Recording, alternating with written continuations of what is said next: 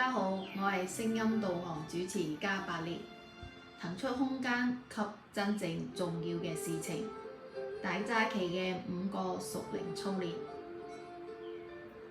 2023年3月14日，第一個屬靈習慣，禱告。有啲咩事會阻礙你慣常同神說話呢？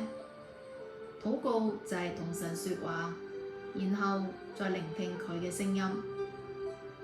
因為耶穌講過好多次，你們禱告嘅時候要進入內室，關上門，向你們肉眼看不見嘅父禱告。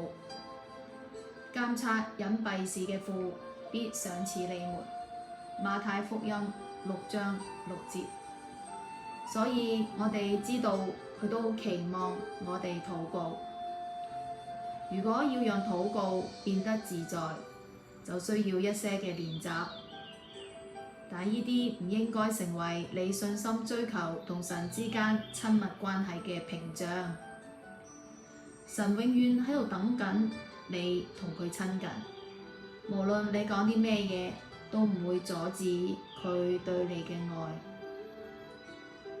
預苦期係一個培養每日禱告習慣嘅大好時機。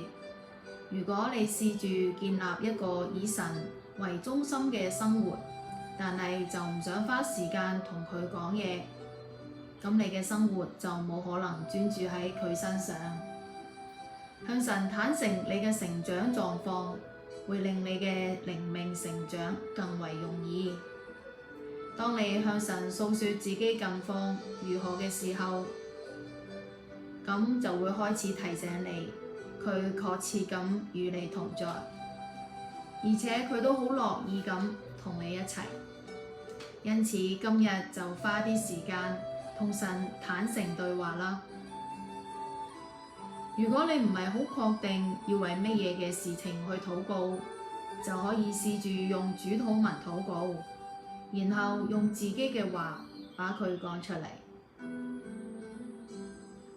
我哋今日睇嘅經文係馬太福音6章7到13節，腓立比書4章6節。請聽我讀出：你們禱告不可像外邦人，用許多重複話，他們以為話多了必蒙垂聽。你們不可效法他們，因為你們沒有祈求以先，你們所需用的，你們的父早已知道了。所以你們禱告要這樣說：你們在天上的父，願人都尊你嘅名為聖，願你嘅國降臨，願你嘅旨意行在地上，如同行在天上。我們日用嘅飲食，今日賜給我們，免我們的債，如同我們免了人的債，不叫我們遇見試探，救我們脫離兇惡。因為國度、權柄、榮耀，全是你的，直到永遠。阿門。馬太福音6章7到13節。